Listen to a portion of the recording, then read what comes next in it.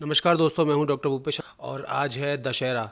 और दशहरा है बुराई पर अच्छाई की जीत का प्रतीक। और ये जीत हम लेकर रहेंगे, ये जीत हमें मिलकर ही रहेगी।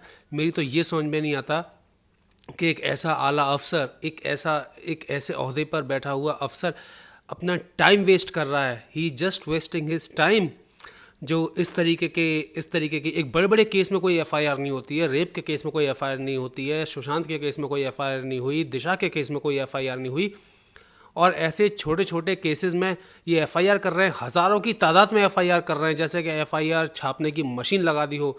ठीक है, यूट्यूबर्स को बुलाया जा रहा है, एफआईआर करके साइबर सेल यूट्यूबर्स को लेके जा रही है।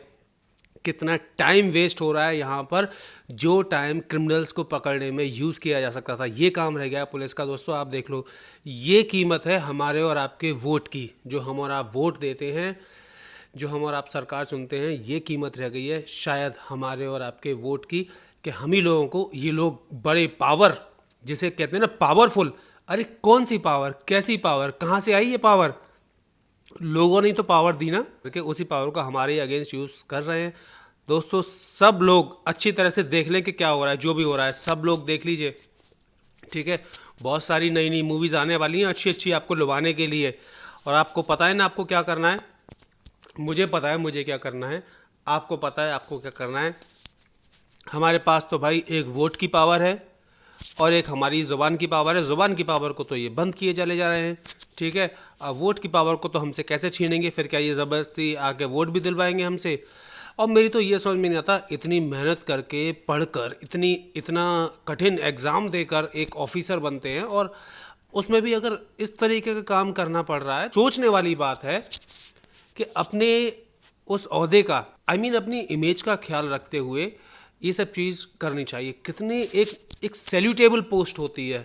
ठीक है, अगर कोई कमिश्नर है, सैल्यूटेबल पोस्ट है, हम लोग बहुत वर्दी की इज्जत करते हैं, करनी भी चाहिए।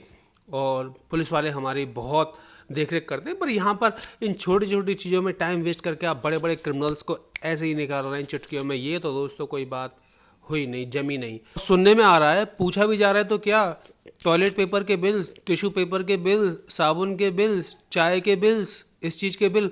मैं दोस्तों आपको बता दूं ये आइडिया कहाँ से आया है। ठीक है, याद है आपको कॉमनवेल्थ गेम में क्या हुआ था? 20-20 हज़ार रुपए के टिश्यू पेपर्स के बिल बने थे, 40-40 हज़ार रुपए के साबुन के बिल बने थे। ये वहीं से आइडिया आया है, ये वही सरकार के आइडिया हैं सब, कि कहाँ पे पैसा वेस्ट किया गया होगा, कहाँ से पता चले टिश्यू पेपर के बिल कहीं 20,000 के तो नहीं, 25,000 के। ये वहीं से आइडिया मिला है इनको, इसीलिए उन बिलों को चेक कर रहे हैं। मैं तो ये सोच के मुझे तो शर्म आती है, अपने आप में शर्म आती है कि कितनी लो लेवल पर कोई पहुंच सकता है। इससे अच्छी मिसाल क्या, वर्दी की एक बहुत बड़ी ताकत होती है, बहुत बड़ी अहमियत होती है, बहुत बड़ी इज्जत होती है। तो इस वर्दी की ताकत, अहमियत और इज्जत को बरकरार रखते हुए, इसको अपने शरीर पर धारण करते हुए अराजकता को मिटाना चाहिए, क्रिमिनल्स को मिटाना चाहिए, ना कि सच बोलने वालों की आवाज़ बंद करनी चाहिए। इससे दोस्तों इन्होंने जो भी इज्जत कमाई है पिछले कई सालों में, कड़ी मेहनत से जो भी इज्जत कमाई है, वो सब धूमिल हो सकती है, हो जाएगी, हो रही है, जैसा कि हम सब लोग देख रहे हैं। तो ये अपने आप में इस समय बहुत ही गंभीर विचार करने वाली बात है सभी अथॉरिटीज़ के लिए, जो भी इस तरीके का कोई प्रयास कर रहे हैं। मीडिया की आवाज़ को रोकना, यूट्यूबर्स की आवाज़ को रोकना, सबकी जो सच बोल। और वो अगर देखिए, अगर कोई गाली बक रहा है तो मैं भी इसकी निंदा करता हूँ। अगर कोई गाली बकता है तो ये ठीक नहीं है। किसी भी तरीके से किसी भी व्यक्ति विशेष को, चाहे कोई मिनिस्टर ही हो, या कोई पुलिस वाला हो, या कोई नॉर्मल व्यक्ति भी हो, गाली बककर बात करना ये हमारी सभ्यता नहीं है।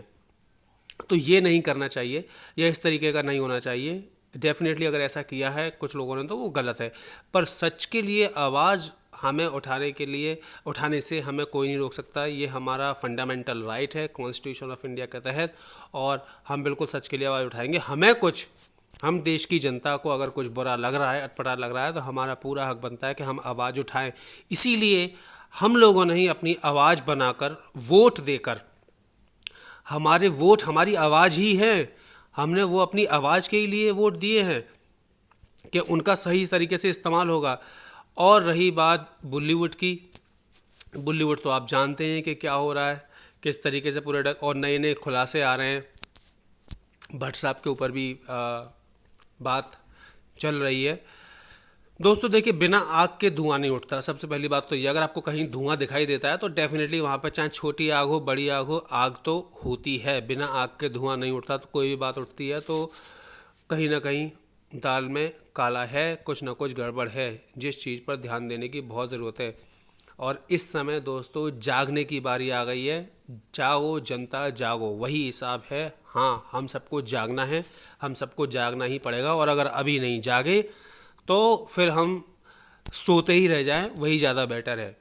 खैर दोस्तों, जो भी हो, बात यह है मुद्दे की, हम पुलिस की इज्जत करते हैं, हम जुडिशरी सिस्टम की बहुत इज्जत करते हैं, करनी भी चाहिए। पर उनको भी ये सोचना चाहिए कि देश की जनता के साथ इंसाफ हो, इंसाफ की गुहार है, इंसाफ की सुनवाई हो। अगर आप इसको सुसाइड भी कह रहे हैं तो पूरे कॉन्क्रीट एविडेंसेस के साथ इसको सुसाइड कहकर दिखाइए।